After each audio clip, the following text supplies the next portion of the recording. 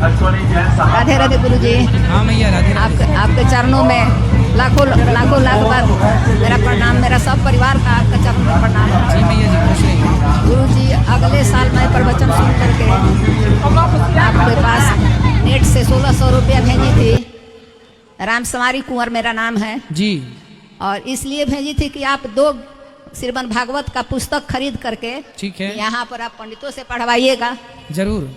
इसलिए कि एक पंडित हमारे यहाँ जग किए थे और उनका 600 रुपया बाकी था। वो अचानक उनकी मृत्यु हो गई, मैं उनको नहीं दे सकी।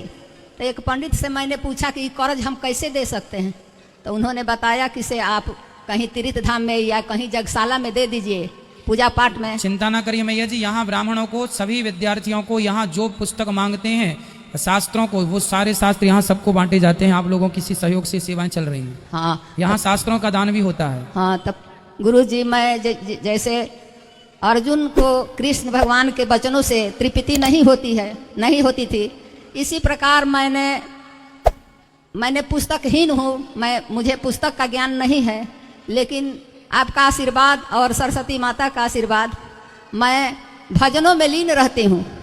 और मेरा दुर्भाग्य है कि मेरे 4 पुत्र थे, 1 पुत्री थी, 5 में 1 सिर्फ छोटे रह गए।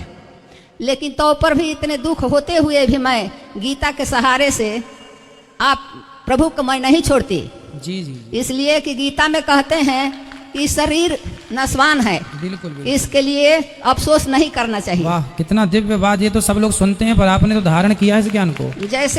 जैसे कि पुराने वस्त्रों को त्याग कर दूसरे नए वस्त्र पहनते हैं, बिल्कुल, उसी बिल्कुल। प्रकार कि मनुष्य जोनी जो है उसको मरने के बाद हम लोग को नहीं समझ में आता है, हम लोग रोती हूँ।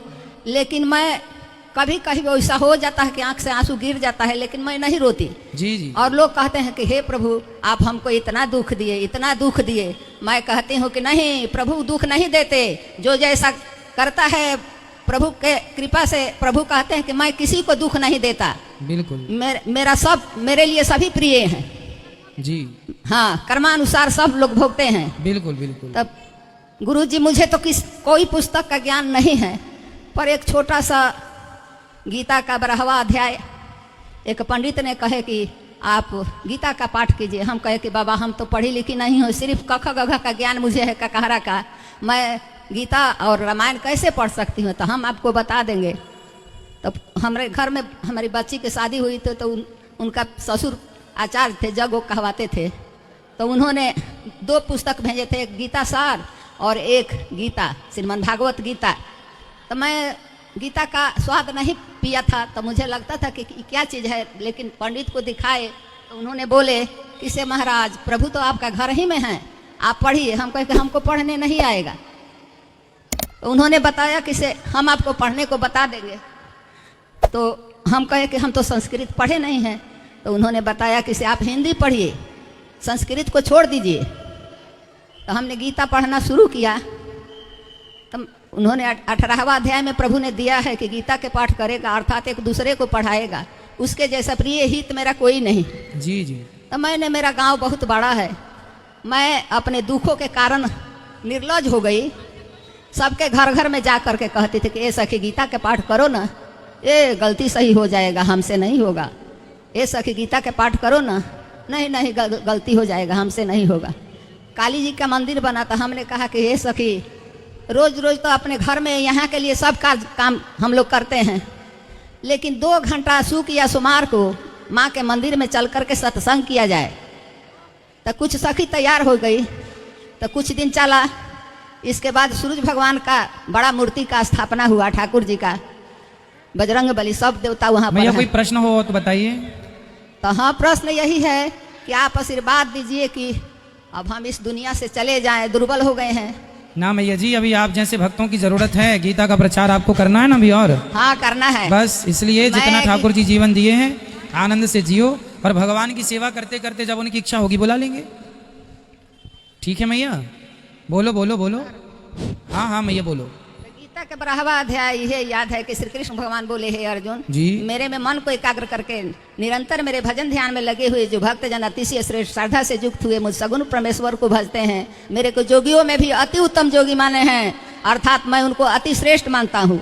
और जो पुरुष इंद्रियों को समुदाय को अच्छी प्रकार बस में करके मन बुद्धि से परे सर्वव्यापी कथनीय और सदा एक रस रहने वाले नित्य अचल निराकार अविनाशी सत्तान घन ब्रह्म को निरंतर एक ही भाव से ध्यान करते हुए उपासते हैं, संपूर्ण भूतों के हित में रत में और सब में समान भाव वाले जोगी भी मेरे को प्राप्त होते हैं। किंतु उन सत्यानंद घन निराकार ब्रह्म में आसक्त हुए चित्त वाले पुरुषों के साधन में कलेश अर्थात परिश्रम विशेष हैं, क्योंकि देहाभिमानियों से अव्यक्त विषय गति दुख पूर्वक प्राप्त की जाती है।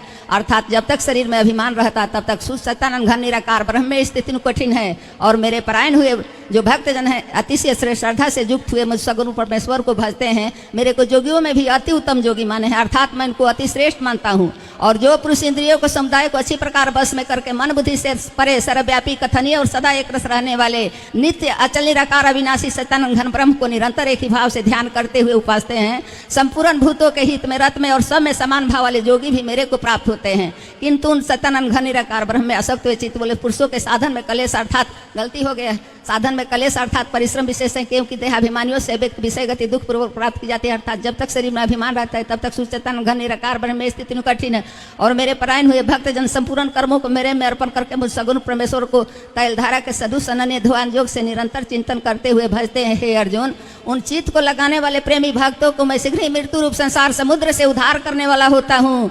इसलिए हे अर्जुन, तू मेरे में मन को लगा और मेरे में ही बुद्धि को लगा, इसके उपरांत तू मेरे में ही निवास करेगा, अर्थात मेरे को ही प्राप्त होगा, इसमें कुछ भी संशय नहीं है। और यदि तू ऊपर कहे हुए अभ्यास में भी असमर्थ है तो केवल मेरे लिए कर्म करने के ही परायण हो। इस प्रकार मेरे अर्थ कर्मों के करता हुआ मेरी प्राप्ति रूप सीधी को ही प्राप्त होगा। और यदि इसको भी करने के लिए असमर्थ है तो जीते हुए मन वाला और मेरी प्राप्ति रूप जो के शरण हुआ सब कर्मों के फल का मेरे लिए त्याग कर, क्योंकि मर्म को न जानकर किए हुए अभ्यास से परोक्ष ज्ञान श्रेष्ठ है और परोक्ष ज्ञान से मुझ परमेश्वर के स्वरूप का ध्यान श्रेष्ठ है। और ध्यान से भी सब कर्मों के फल का मेरे लिए त्याग करना श्रेष्ठ है। और त्याग से तत्काल ही परम शांति होती है। इस प्रकार शांति को प्राप्त हुआ जो पुरुष सब भूतों में द्वेष भाव से रहित हैं, स्वार्थ रहित, सबका प्रेमी हेतु रहित दयालु हैं तथा ममता से रहित, अहंकार से रहित, सुख दुखों की प्राप्ति में सम और क्षमावान हैं, अर्थात अपराध करने वालों को भी भय देने वाला है, तथा जो ध्यान योग में युक्त हुआ निरंतर लाभानी में संतुष्ट है तथा मन वाणी शरीर द्वारा प्रबंध से होने वाले संपूर्ण स्वभावी कर्मों में कर्तापन के अभिमान का त्यागी मेरा भक्त